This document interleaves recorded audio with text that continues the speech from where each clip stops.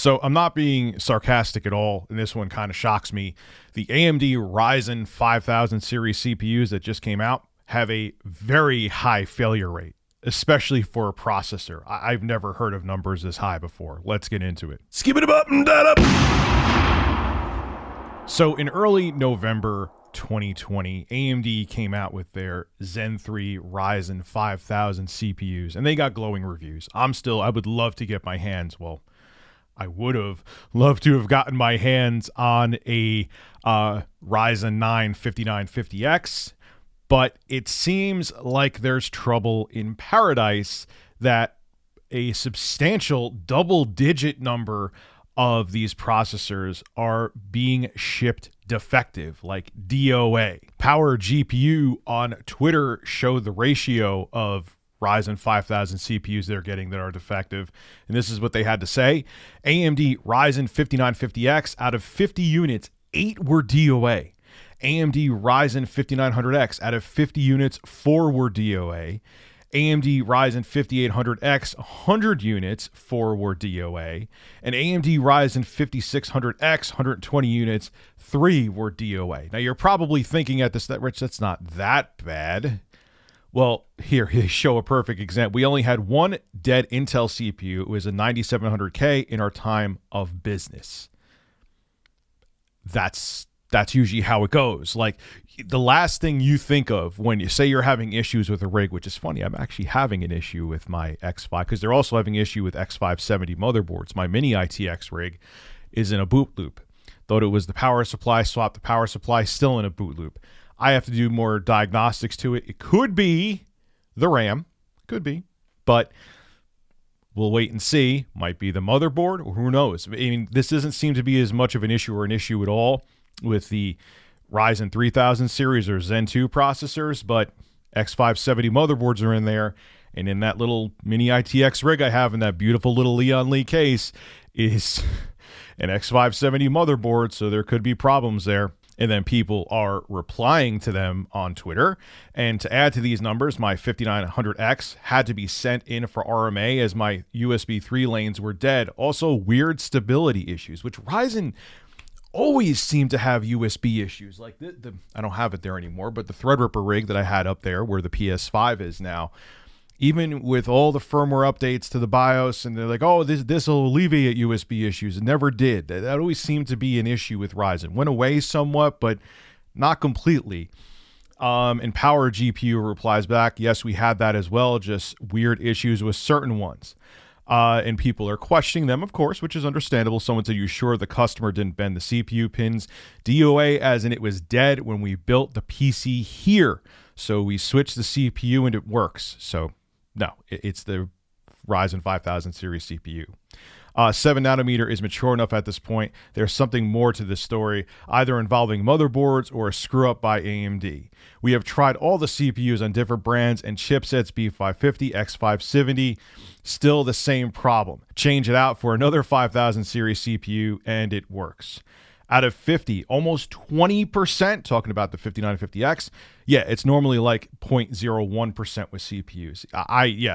It's usually like the last thing you think of if you're having problems with your computer to be fried is the CPU.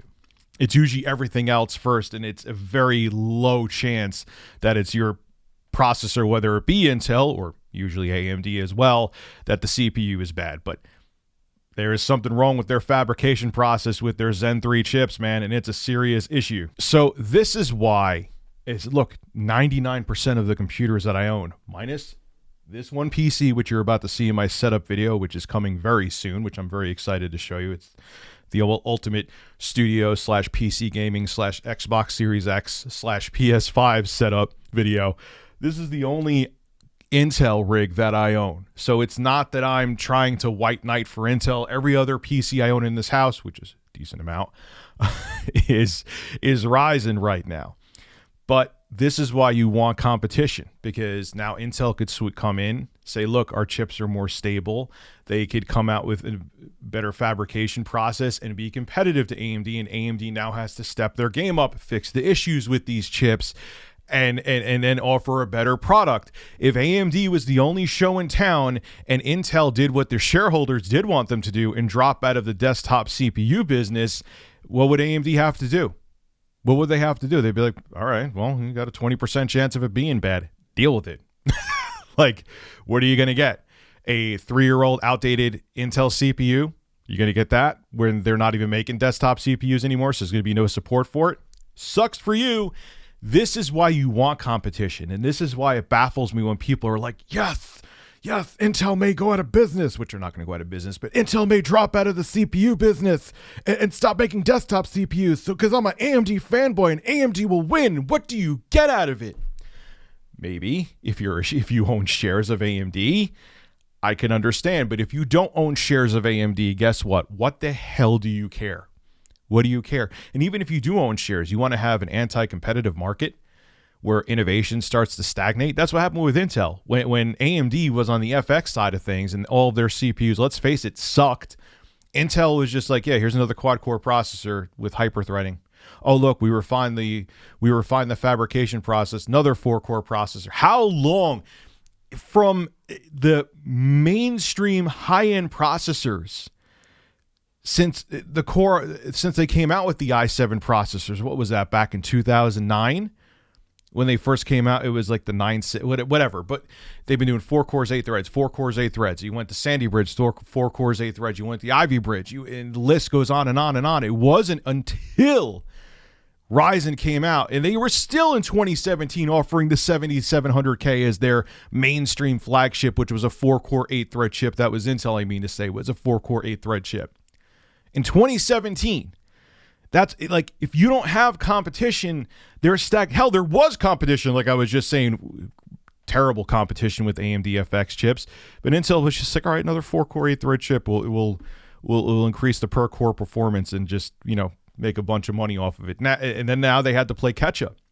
But now this may knock AMD a step back, and Intel could come in and say, hey, we may not have the same performance as the Ryzen 5000 series chips, but our chips are more stable. You don't have to worry about USB issues. And so now AMD, because they have a competitor, is going to have to fix these issues quickly to remain competitive.